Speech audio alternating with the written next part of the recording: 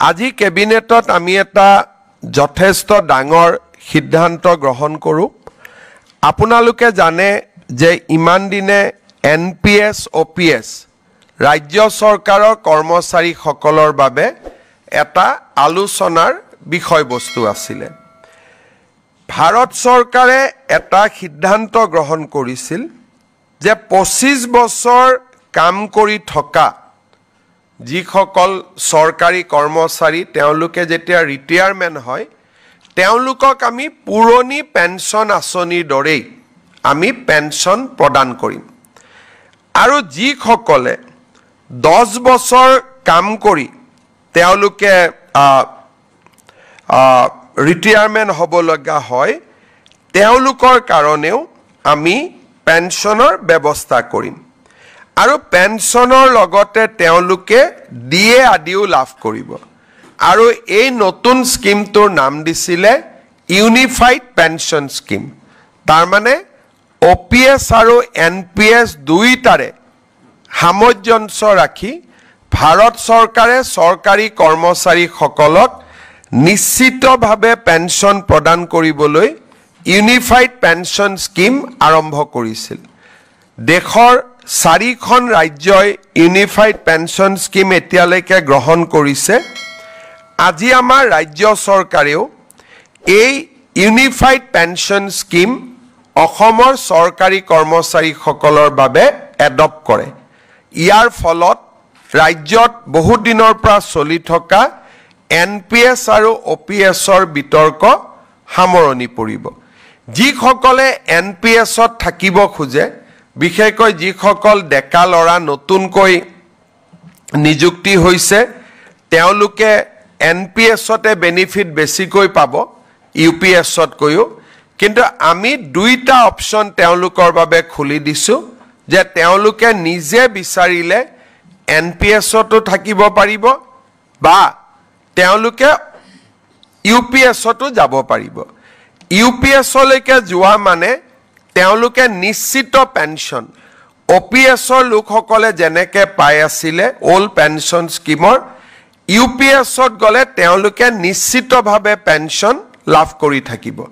আজি এই আঁচনিখন ৰাজ্য চৰকাৰৰ কেবিনেটে গ্ৰহণ কৰে আৰু এবছৰৰ ভিতৰত কৰ্মচাৰীসকলে সিদ্ধান্ত ল'ব পাৰিব যে আমি NPSত থাকিম নে আমি UPSলৈকে যাম। ইয়াৰ ফলত ৰাজ্যত চলি থকা বা দেশত চলি থকা এটা বহুদিনীয়া বিতৰ্কৰ সামৰণি পৰিব বুলি আমি আশা কৰিছোঁ। আজি কেবিনেটত কেইটামান আৰু গুৰুত্বপূৰ্ণ আমি সিদ্ধান্ত লৈছোঁ। এটা হৈছে ধুবুৰী আৰু সাউথ চালমাৰা জিলাত আৰু লগতে অসমৰ চৰ অঞ্চলত কাম কৰি থকা যিখিনি আমাৰ ছোৱালী শিক্ষয়িত্ৰী আছে তেওঁলোকক আমি গৃহ জিলালৈকে ট্ৰান্সফাৰ কৰাৰ বা গৃহ জিলাৰ সমীপৰ এখন জিলালৈকে ট্ৰান্সফাৰ কৰাৰ কাৰণে আমি সিদ্ধান্ত লৈছোঁ। তাৰমানে সাউথ চালমাৰা ধুবুৰী বা চৰ অঞ্চলত যিসকল ছোৱালী শিক্ষয়িত্ৰী কাম কৰি আছিলে 5 বছৰ চাকৰি সম্পূৰ্ণ হৈছে। আগতে আছিলে যে 10 বছৰ হ'ব লাগিব, তাতো পোষ্ট থাকিব লাগিব।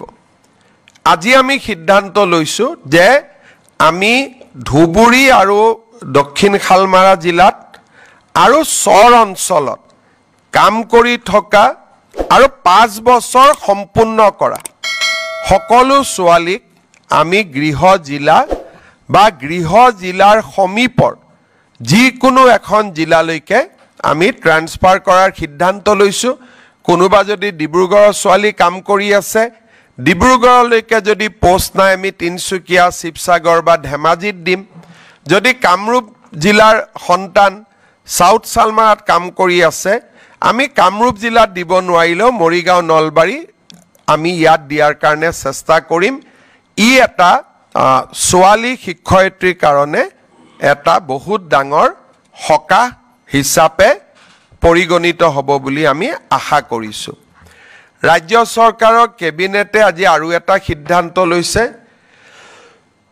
কেইদিনমান আগতে আমি সৰ্বশিক্ষা অভিযানত কাম কৰি থকা আৰু 5 বছৰ পূৰ্ণ হোৱা শিক্ষকসকলক চৰকাৰী শিক্ষক হোৱাৰ সুবিধা দিছিলোঁ কিন্তু 5 বছৰৰ অপশ্যনটো থকা কাৰণে বহুবিলাক শিক্ষকে এই স্পেচিয়েল ৰিক্ৰুটমেণ্ট ড্ৰাইভৰ সুবিধা ল'ব পৰা নাছিলে তেওঁলোকে আমাক আবেদন কৰিছিলে এতিয়া 5 বছৰটো আমি 3 বছৰলৈকে কমাই দিছোঁ সৰ্বশিক্ষা অভিযানত 3 বছৰ কাম কৰিলেও তেওঁলোকক আমি সৰ্বশিক্ষাৰ পৰিৱৰ্তে চৰকাৰী শিক্ষক হিচাপে আমি পুনৰ তেওঁলোকক নিযুক্তি দিয়াৰ ব্যৱস্থা কৰিম এই দুইটা আমাৰ শিক্ষক শিক্ষয়িত্ৰীসকলৰ বহুদিনীয়া ৰিকুৱেষ্ট আছিলে আজি দুইটা ৰিকুৱেষ্ট আমাৰ কেবিনেটে গ্ৰহণ কৰে আৰু আমাৰ এই সিদ্ধান্তই তেওঁলোকৰ বহুদিনীয়া এটা ৰিকুৱেষ্ট বা দাবী পূৰ্ণ হ'ব বুলি আমি আশা কৰিছোঁ আজি আমাৰ কেবিনেটে অসমৰ বিভিন্ন বিভাগত কাম কৰি থকা 1231 জন আৰু অসম সচিবালয়ত কাম কৰি থকা 99 গৰাকী কেজুৱেল ফিক্স পে এমপ্লয়িজক বিভিন্ন ধৰণে সহায় কৰাৰ বাবে সিদ্ধান্ত গ্ৰহণ কৰিছে ৰাজ্যত